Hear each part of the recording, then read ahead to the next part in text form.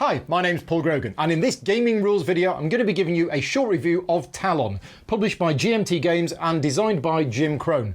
Now, for those of you who are used to my normal videos, I tend to take a lot of time in making sure that they are very polished, professionally created, lots of digital effects, etc, etc. This is the first in a series where I'm going to be doing a very quick review. This is unscripted, unplanned, unprepared.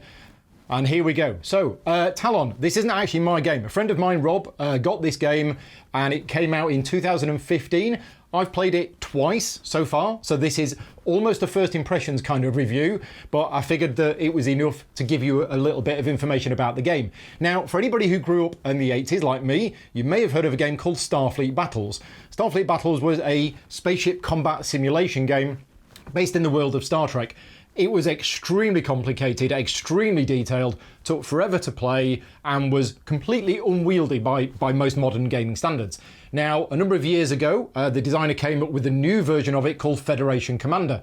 Now, Federation Commander I got really into when it came out. Unfortunately, despite many times of playing it, I ended up with the same problem. Yes, it was streamlined, and yes, it was a shorter version, but it was still too long, and it was still a bit too complicated, and all battles ended up in just rolling lots of dice and seeing which ship get blown up first. Now, the reason I'm mentioning those two games is this, although it's not set in the Star Trek universe, is essentially the same game again, but streamlined even further down. So, when I first heard about it, I thought, oh, maybe this is going to be the one that's going to get me playing that game again, but actually cutting away all of the outside stuff. So yeah, basically it's a starship combat simulation game.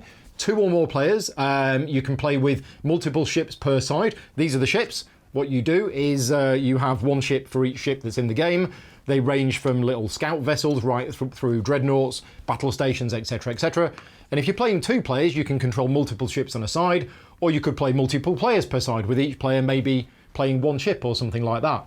Now, I'm not going to go into the detailed rules of the game.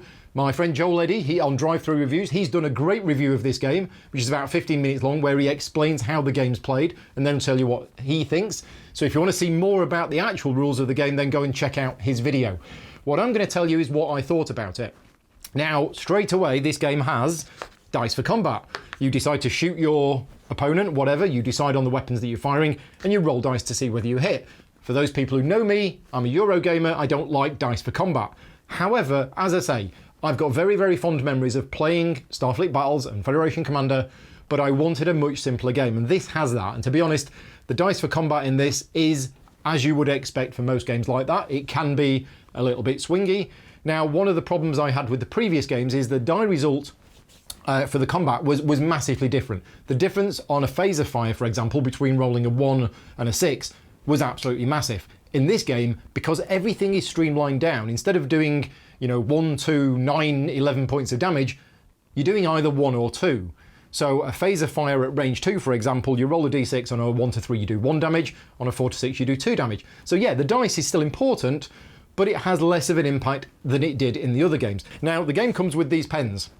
Again, I'm not going to go into too much detail, but what you're supposed to do is you're supposed to draw on the actual tiles themselves with what gets damaged. Now, this is a great idea because one of the problems with the other games is that you have your individual ships here and then the ships on the board, and you have to keep looking at what's here and what's on the board and kind of rotating it in your mind. With this game, these are laminated sheets, and to be honest, I think the card's a little bit thin, if you want a negative point. Could have done with being a little bit thicker. But what you do is when a ship gets damaged, you draw on it, and then you can clearly see that ship's damaged, and you can look at the board and go, ah, his starboard shields are damaged. I can use that to my advantage. And that bit works absolutely fine. The bit that didn't work for us is every round you're supposed to set your power levels, and you write the numbers in these boxes here. And you change that each round. So each round you're having to rub out what's there and then write new ones in, which gets a little fiddly. You do need like a little cotton bud or something to write on there, but the weapons use the same system. So what you do is you charge your weapons up. I don't know if you can see, but there's tiny little red and yellow boxes on here, and you're supposed to charge them up by putting little marks on them, and then when you fire it, you rub them all out. And we felt that that was really fiddly. So what we've done is I've made some little cards for each of the ships, and we're actually tracking the weapon charges on those separate sheets with little cubes, and we found that was much easier. We are still using this for marking the damage on them.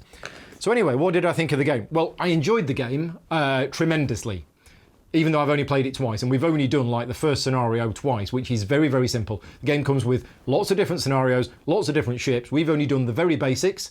It's also got a campaign mode, which uses this, which I've not even read the rules for yet, but that's quite exciting.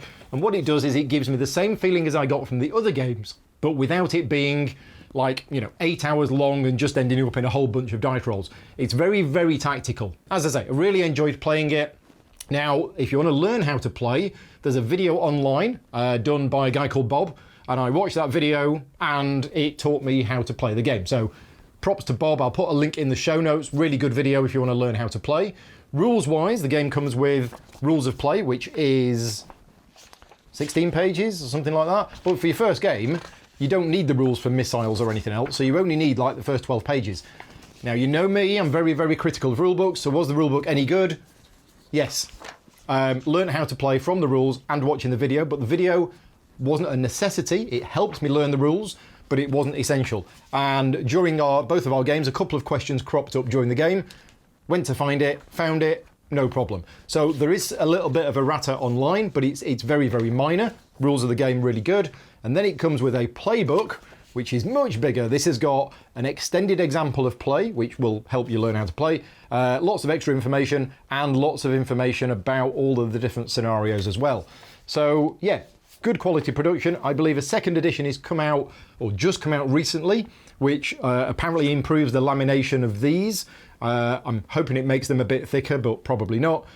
We didn't have a problem with it once we started using the method of only marking on here things which are permanently marked. So you only have to rub them off at the end of the game. It was a lot less fiddly. If you've got any questions about the game, I'm happy to try and answer them. I'm hoping to play this game a lot more in the coming months or whatever, and I might even pick up a copy of the game myself. So this is Talon from GMT Games. Until next time, take care, and thanks for watching.